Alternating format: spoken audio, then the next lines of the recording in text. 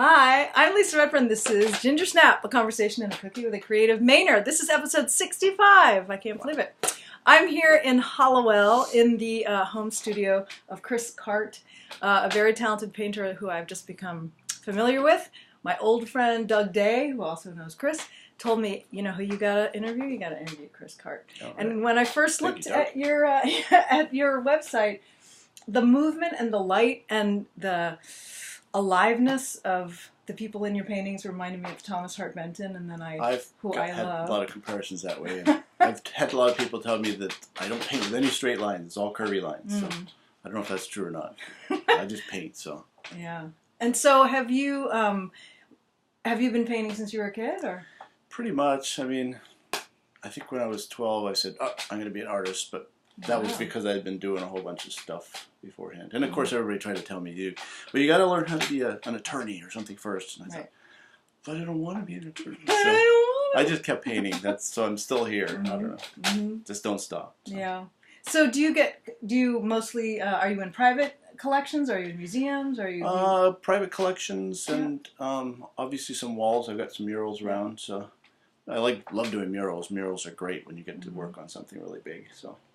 So you guys in Brunswick, the Brunswick mural that we're talking about is on Pleasant Street. Pleasant Street, yep. It was made for the Brunswick Trinidad Sister City Association, and they wanted something to show the cultural exchange. So it was dancers and musicians and food, all sorts of things from both cultures, from Brunswick and from Cuba. So that was fun. So that's really cool. I mean, I've seen that for years, and I had no idea who did it. And then the one in Bath. Bath, they asked me to do a mural last summer, and I did a mural of basically the history of Bath, shipbuilding, and that sort of thing. And I had just finished, 6 months earlier, finished a big mural in the new courthouse in Augusta. So that's a 40-foot mural. So that was also the history of the Kennebec. So that was interesting. Lots of people.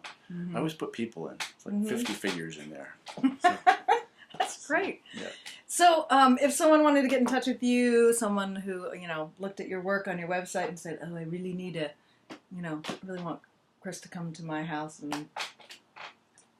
My website's a good way to get a hold of me. That has my contact information on there. You can check it out and see things. I'm actually doing a mural right now in a private house. Somebody had seen my work, and that's a weird mural. That one's got obviously people in it, but it's he has murals all over the house, and I want to do something. He said, "Do whatever you want." So I'm doing this circus troupe, sort of oddball people, musicians coming into. It's in his dining room, so it's going to be the entertainers for the dinner eating time. So there's musicians with masks and tumblers and all sorts. Have you ever done theater painting, like sets? I've done a lot of theater sets for Gaslight Theater downtown here, and love doing sets. That's fun. Different period things. And I did Murder on the Nile. That was fun. I did do the whole Nile background and the ship and stuff like that. So is it hard to see? I mean, what happens to those? Are they preserved? They get painted over. Oh, yeah. That must be If brutal. you go down to Gaslight and you look at some of the backs of the flats, you can see little corners that are left. And you say, "Oh, I remember that. That was what I did." Whatever. So that must be hard to see things this year like that. My wife and I, we both done stuff, and one of our big projects there was for Kent's Hill. We did for George over there. We did the school. Yeah, school. We did a 17-foot paper mache dragon. So. The people took 4 people to drive him, if you will. So they get in and walk around. It was for St. George and the Dragon. So he makes appearances every once in a while. So that's really cool. What kind of painting does your wife do? Figurative mostly. She has her own. I don't know how to describe it. It's not fantasy because that makes you think of fairies and dragons. It's not that. It's not realism. Yeah. She makes it look naturalistic, but it's her own. Stuff that comes out of her head. So cool. Interesting stuff. I might have to interview you too. Yeah. Oh yeah, that should be good. So Chris, when did you first come to Maine and why? Well, I'm a Mainer from way back. You are? I was born in Farmington. Really? And lived here when I was a kid, and then we lived in Guadalajara, Mexico for about 8 years. Then I came back to the States after I finished high school and went to college for a little bit in South Carolina, then moved to Seattle. I like jumping around. And then I came back to Maine in '87, I was just the summer. I was going to come visit some friends and just sort of touch base for a summer, because summer in Maine is gorgeous. Yeah. And I went to a contra dance and met my wife. So, oh, nice. And I'm still here. That's a good story. I like I am that. still here. So we raised our kids here, and they're gone. And we're still here. Are they artists too in some way or another? They are. Actually, my daughter's very talented, but she's a biologist. She didn't want anything to do with the arts. She said, oh, no way. So now she's... Two parents were enough. She's not going to be rich. I'm going to do something else. So she's working on a remote island in Alaska doing biology stuff. That's she's so great. cool. And my son and his wife are... you have a married kid? I do. I know it's ridiculous. What? Yeah. Maybe we started really young or something. You must have. But yeah, they're both painters. Oh, wow. But cool.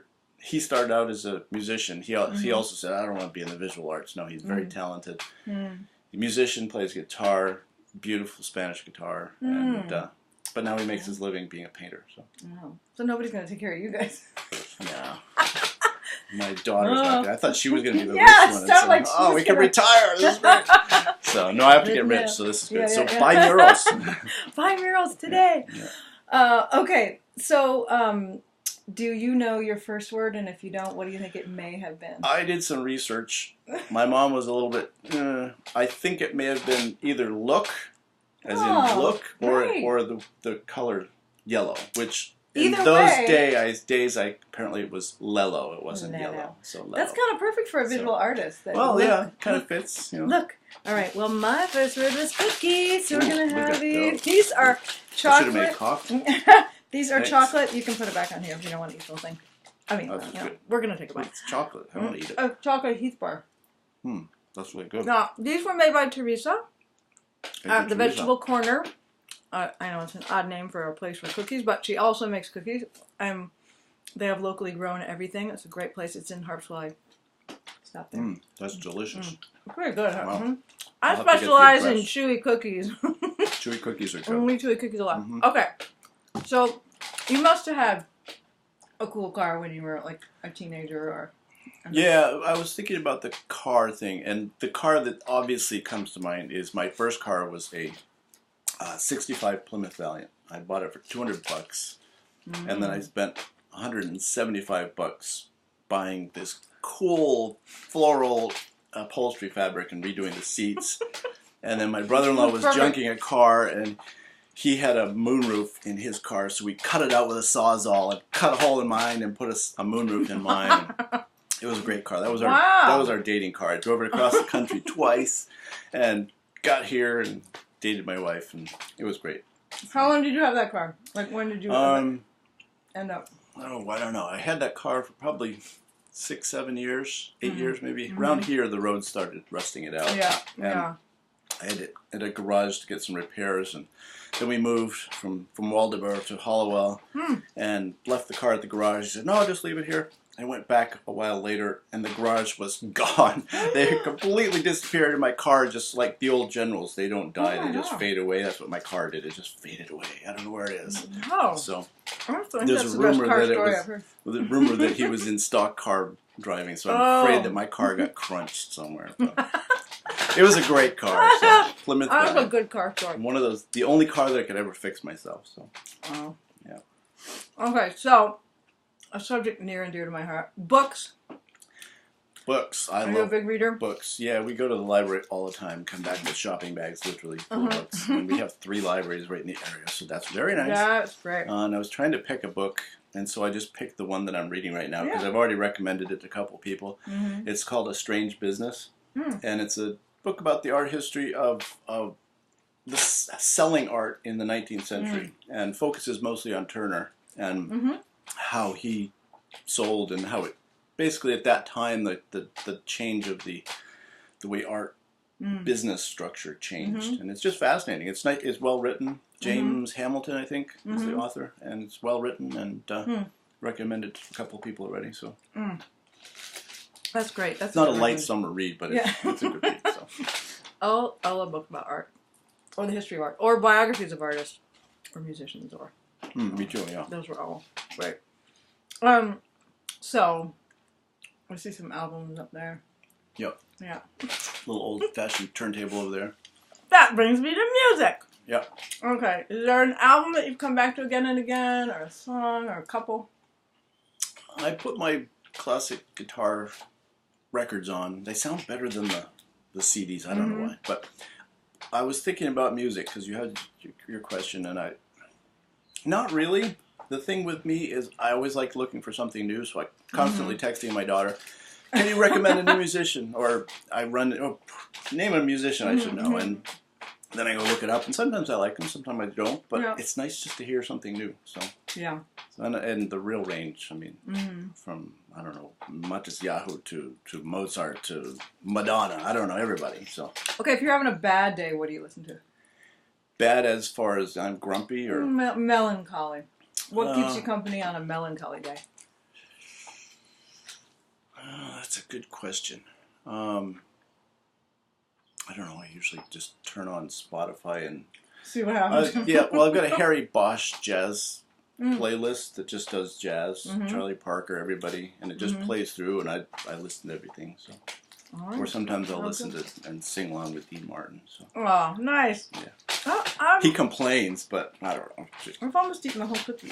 Oh, I'm sorry. I'm talking right. Yeah, as you should be. I'll stuff my face here. My sister said, "You're not going to eat the cookie and do the interview." And I was like, "Here we are." Of course. This is really good. Isn't it really good? I wasn't going to eat the whole thing because I just wasn't, but I can't help it. Teresa, this is so good. It's really good. All right, movies. I love movies. If a movie was made about your life, oh yes, what genre would it be? Probably. Is there such a genre as a just make one drama comedy? No, dramedy. Because that's what our life does. It sort of goes into this drama, and then resolves into comedy or vice versa. And it sort of goes around. But it could be an adventure movie too. A lot of adventure thrown in. I mean, doing this kind of stuff, you have to have an adventure. So. This must be a lot to move. Like if you guys moved. Oh gosh. You can't see this, but oh, by the way, speaking of studio, this is one of Chris's paintings. How old is this painting? Well, I just dropped one. Like most of my paintings, I did this one probably 3 years ago. No, 2.5 years ago, and then it came back to the studio, and I opened it up again, and I reworked all sorts of parts of it. And it's brand new, but it's 3 years old. So that's the way a lot of paintings are. So, that's great. I love it. You can't see what I'm looking at. I'm looking at rafters and some sculpture and some albums and yeah. Okay. Sorry. Back to. All right. So who would they cast as you, or who would you like to have them cast as you? Well, I heard on NPR the other day that Daniel Day-Lewis retired, so I guess he's out. I could call him up and see, you know. Well, that's a good pick. Or John Malkovich. We have the same hair, so that would work too. So.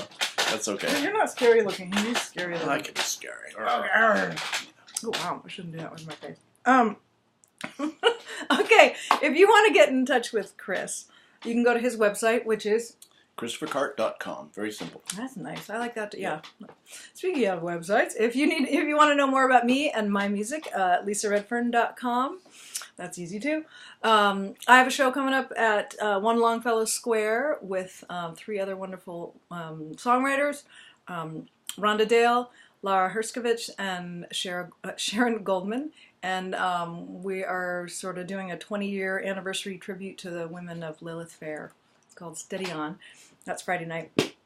And then I'll be going back out to Swans Island Sweet Chariot Music Festival for the 28th time. Oh, very nice. And it's the festival no one can come to unless you have a friend who has a boat or you know someone on Swans Island. Anyway, let's see. Is there anything else I should be telling you? I don't think so. Thank you so much. Thank you. This was really great. Fun. Yeah, it was fun. You've been Gingersnapped. How do you feel? I feel good.